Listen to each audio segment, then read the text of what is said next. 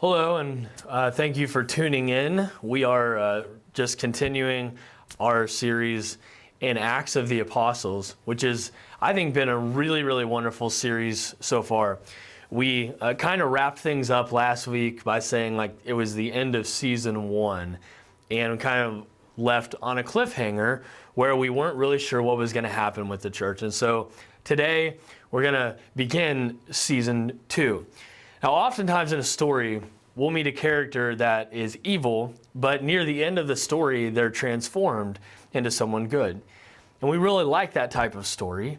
We like when people experience this transformation. And we think of characters that we love, like Ebenezer Scrooge. He was from the Charles Dickens novel, A Christmas Carol. The Grinch stole Christmas and then gave it back. The Terminator. Some of you are like, I don't have any affection regarding the Terminator. And then Darth Vader. Of course, he was good, then he was bad, and then he was good again. But most of us, if we're honest, we don't think that happens very often in real life. I mean, do people really change? Think about the people who have given you some of your worst moments. Think about your worst bosses. Maybe you're thinking about your mom, your dad. Maybe somebody that has hurt you in a real difficult way at some point in time. Have they changed? And if they haven't changed yet, do you think they could? Now, we might look at people and conclude, no, they're too far gone, or their damage is too severe, or their perspective is too flawed, or their past is too comprehensively messed up. Or maybe they're just simply too committed to their way of living that they would never even be open to transformation. And some of you might be thinking, hey, that person is me. And if so, you're actually in pretty good company, because no one thought that this first century man, Saul of Tarsus, could ever experience transformation. Remember, in the season finale last week, where he was breaking down doors and he's dragging men and women off to prison, persecuting the church. The words that are used are that he was ravaging the church. He actually would write in one of his letters later on to one of the churches that it was his intention to destroy the church, to put a complete end to it. And so where we left off last week was like not knowing where this was all going to lead. Well, as we begin season 2, that man, Saul of Tarsus, takes center stage. Here's what happens. Saul, still breathing threats and murder against the disciples of the Lord, went to the high priest, Caiaphas, and asked him for letters to the synagogues at Damascus. Damascus is a big city in Syria. So that if he found any who belonged to the way, that's what the first believers were called, men or women, he might bring them bound up to Jerusalem. So Saul is so intent on destroying the church, he's so intent on persecuting the church, that he has actually sought out the high priest and said, hey, here's what I want to do. I want to go to this city, and I want to give a letter to the synagogue there with your permission to basically arrest anybody that calls himself a member of this sect. I'm going to bring him back to Jerusalem so that they can go on trial. Now, as he was on his way, as he was going along and approaching Damascus, suddenly a light from heaven flashed around him. He fell to the ground and heard a voice saying to him, Saul, Saul, why do you persecute me? And he asked, who are you, Lord? The reply came, I'm Jesus, whom you are persecuting. But get up and enter in the city, and you'll be told what to do. The men who were traveling with him stood speechless because they heard the voice, but they didn't see anyone. Saul got up from the ground, and though his eyes were open, he could see nothing. So they led him by the hand and brought him into Damascus, and for 3 days he was without sight and neither ate nor drank.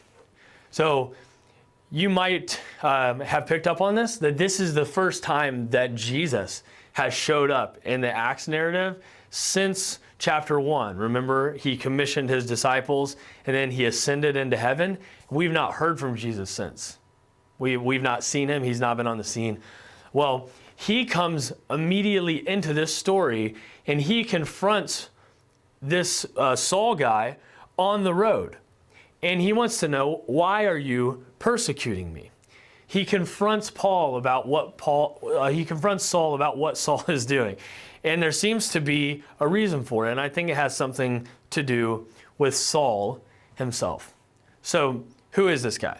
Well, we tend to think of him like this. We'll call him Old Saul, and he's here seen in a dark cave somewhere, solemnly writing. He's very grandfatherly. I mean, you can tell he's very humble, very kind. There's young Saul.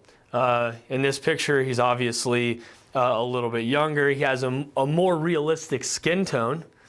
He has an interesting beard. He looks a little more fierce, and he's holding a journal or a lunchbox or a piece from the board games categories or something. But those pictures don't really jump off the screen at us. They're really just guesses at what he might have looked like. And they don't really capture the essence of Saul. Like we can't look at them and say, okay, I get it. I understand who he is. So I think it's important for us to try to capture that. Let's try to do that by trying to imagine what he might be like if he was living now. See, Saul was what we might call an all-in personality, and he didn't do anything halfway. So he might train for and compete in an Ironman marathon.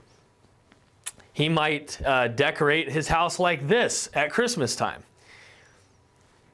He might trick out his truck like this. He might be devoted to eating food like this. And he would probably build and live in a tiny house.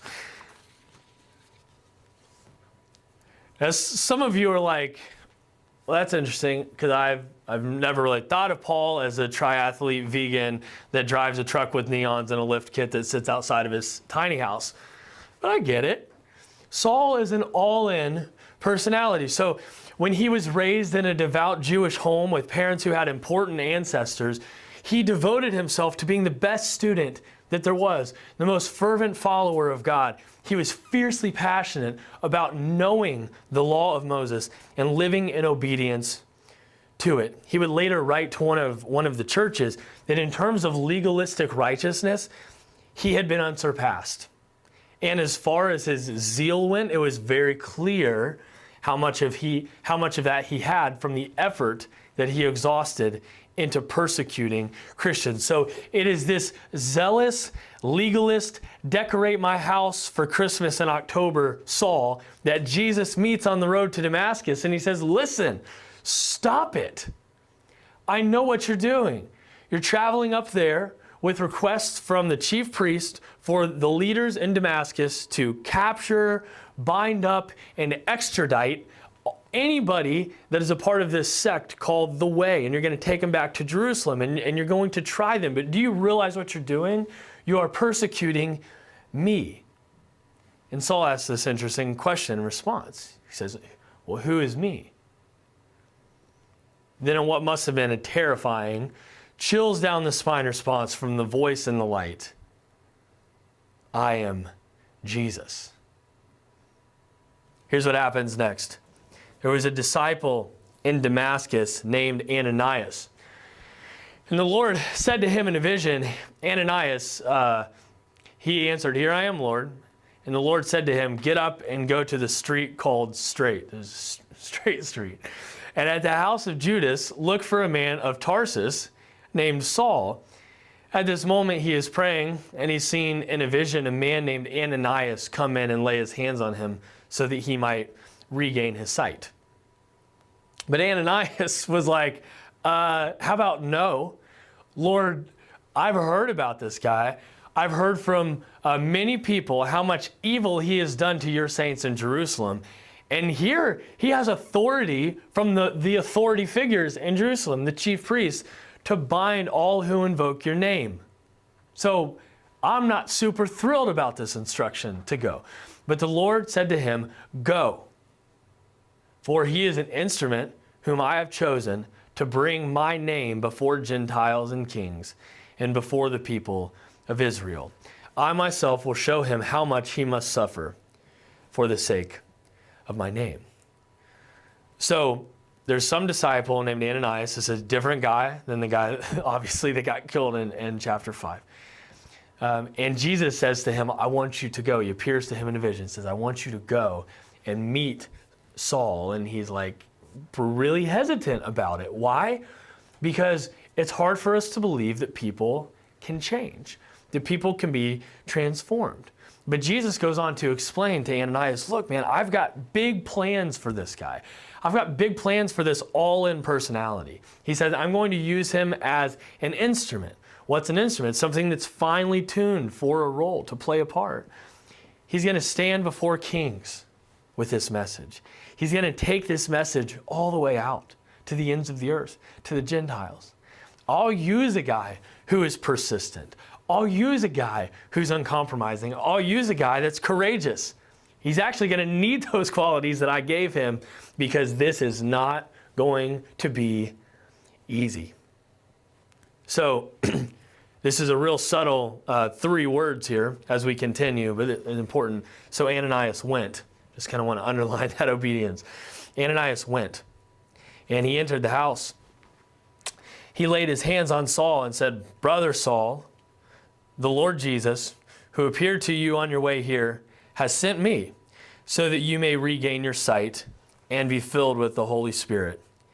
And immediately something like scales fell from his eyes, and his sight was restored. Then he got up and was baptized. And after taking some food, he regained his strength. For several days he was with the disciples in Damascus. And immediately Saul began to proclaim Jesus in the synagogues. So a little irony that he went to the synagogues to bind these people up, to get them back to Jerusalem to try them. And now he's preaching the gospel in the synagogues in Damascus. All who heard him were amazed and said, Is not this the man who made havoc in Jerusalem among those who invoked his name? And has he not come here for the purpose of bringing them bound before the chief priests? Can people really change? Saul became increasingly more powerful and confounded the Jews who lived in Damascus by proving that Jesus was the Messiah. So, Saul, the biggest perceived threat to the expansion of Jesus' church, is confronted by Jesus himself as he's traveling along the road, and his life is immediately and decisively transformed. His life is immediately and decisively transformed.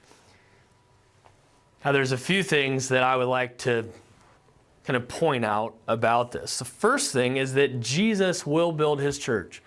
He promised that he would build it, and he's going to continue to build it, no matter what else is happening. This is a potentially dark hour for the church, but the church remains faithful, and Jesus remains at the helm. So even in this dark moment, this moment of intense persecution, and this moment of overwhelming odds, Jesus is leading, Jesus is guiding, Jesus is making the way, Jesus is overcoming obstacles so that his church will continue to grow and thrive. And even if it means confronting one of the main sources of this persecution on a road and changing his life forever, that's what Jesus is going to do. Jesus will build his church, and nothing will prevail against it. That's a belief that I think we would all be served as believers to grow in. A trust and a faith that Jesus is the one who is building his church, and that all of the external pressures, all of the things that are trying to prevent it from growing and thriving will not win. Nothing will prevail against it. Second thing, no one is too far gone. No one's too far gone. The good news really does have transformative power. So that question that we asked at the very beginning, that deep question about whether or not people can really change, is answered decisively through the good news. Yes. Yes, they can. Paul, as he will later be called, will go on to be one of the most influential teachers of all time, period, not just in the church, one of the most influential teachers of all time. His writing will be studied by more people than any other writer from antiquity over the course of 33 years following this event that we read about right here. He will endeavor over 12,000 miles proclaiming the good news about Jesus and his kingdom in over 50 cities. And he will end his life with no family, no wealth, no social status, and no regrets. So the good news actually does transform people. Now, we tend to celebrate these kind of transformations. We'll call this like a Pauline transformation. It's dramatic, right? I mean, there's blinding light. He gets blinded. He's blind for 3 days. He goes from traveling on the road to Damascus to thwart the work of God there, to destroy the church there. And because of this interaction, he ends up building the church there. Many people are convinced that Jesus is the Messiah because he decided to go up there to prove that Jesus is not the Messiah. So, it's this real incredible, dramatic, full of flair transformation. Some of you have this. You're in deep darkness. You're in deep despair. You're in deep trouble. And God got a hold of you one night or one day through one event, and everything changed.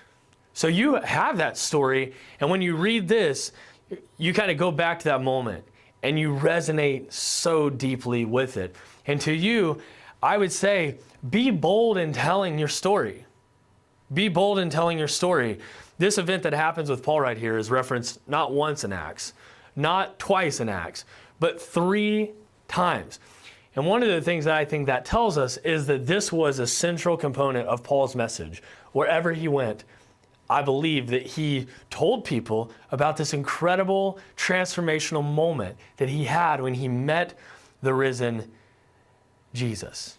I was blind, he might say, but now I see.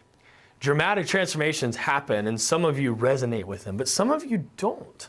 Some of us have a transformation that doesn't look like that.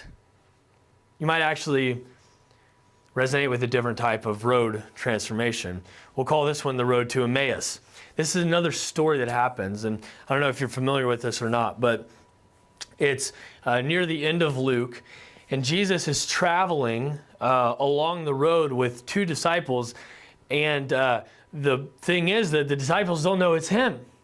They're actually real depressed about everything that's happened. They think that Jesus is dead. They were disciples. They were committed to him, and they had dropped everything to follow him. And when everything happened in Jerusalem with Jesus' crucifixion and all of that, they were depressed. They were like, man, we gave up everything for nothing. And so they're traveling home. And Jesus joins them on the road. Like I said, they don't know it's him, though. And he's like, why do you guys look so sad? And they say, don't you know what's happened in Jerusalem? And so they recount the events of the past several days. And Jesus begins to, starting at the beginning of the story, take them through and teaches them how all of this was supposed to happen. How the Messiah had to suffer.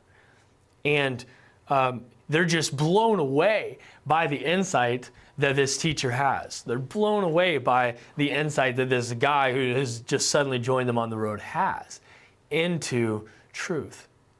And at one point they stop for dinner, and they're eating dinner, and they're breaking bread. And when Jesus broke the bread, their eyes were opened, and they saw that it was Jesus.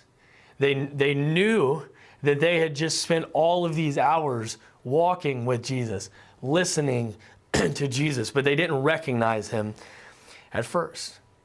Some of us have transformations like that. That in one moment our eyes are opened to see Jesus and realize that he was with us the whole time.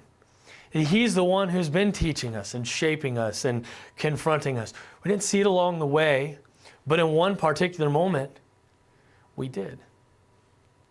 And all of it made sense. He's been with us the whole time. So there are at least two different types of road transformations that we can experience. Damascus, which is very Pauline, dramatic, and then there's like an Emmaus road transformation, which is more subtle. It's more complex and comprehensive and lengthy. Now, all of this is unfolding at a movement level. It's like a universal global level, and Luke really does want to capture that. But it's also unfolding at a very intimate, personal level, and Luke wants to capture that too. It's so easy, I think, to get focused on the mission. I really struggle with this at times. So focused on the mission that we allow the mission to become the object of our affection instead of the God whose mission it is. It's like allowing your desire for a better marriage to become the object of your affection instead of the spouse that you're married to. Don't miss that what is happening here as the gospel spreads is about people, individuals, experiencing a restored relationship with their Creator King, who despite all of our failures, all of our doubts, all of our anxieties, all of our running away, all the reasons why He should just be done with us, has continued to pursue us. So how has God pursued you in the past? How has He pursued you in the past? What kind of transformation did you have? Did you have an Emmaus transformation, or did you have a dramatic Pauline road to Damascus type of transformation? How has He pursued you in the past? And how is He pursuing you now? How is He pursuing you right now? It might be a little bit of an awakening to you that He is pursuing you right now, because you might have bought into the lie that transformation is an event. It's not. Transformation is a journey. It's a process. Jesus is never done. He never wants less of our heart. He always wants more. He always seeks to uncover the deepest parts of us because He wants to know us, and He wants us to know Him. He wants us to know why we were created and what parts of us look like Him. Over the course of this week, would you take some time to just think, maybe it's like 15 minutes. Just take some time and journal the answers to those questions. How has God pursued me in the past? How is He pursuing me now? If you would, I know this is a video, so this might be a little weird for you to do, but would you close your eyes? And I just want to read Psalm 139. And that's the way that I'll close. Lord, You have searched me and known me. You know when I sit down and when I rise up. You discern my thoughts from far away. You search out my path and my lying down. You're acquainted with all my ways. Even before a word is on my tongue, You know it. You hem me in, behind and before, and You lay Your hand upon me. Such knowledge is just too wonderful for me. It's so high that I cannot attain it. Where can I go from Your Spirit? Or where can I flee from Your presence? If I ascend to heaven, You're there. If I make my bed in the ground, You're there. If I take the wings of the morning and settle at the farthest limits of the sea, even there Your hand shall lead me, and Your right hand shall hold me. If I say, surely the darkness shall cover me, and the light around me become dark, even the darkness is not dark to You. The night is as bright as the day, for darkness is as light to You. For it was you who formed my inward parts. You knit me together in my mother's womb. My frame was not hidden from you when I was made in secret, intricately woven in the depths of the earth. Your eyes beheld my unformed substance. In your book were written all the days that were formed for me, when none of them as yet existed.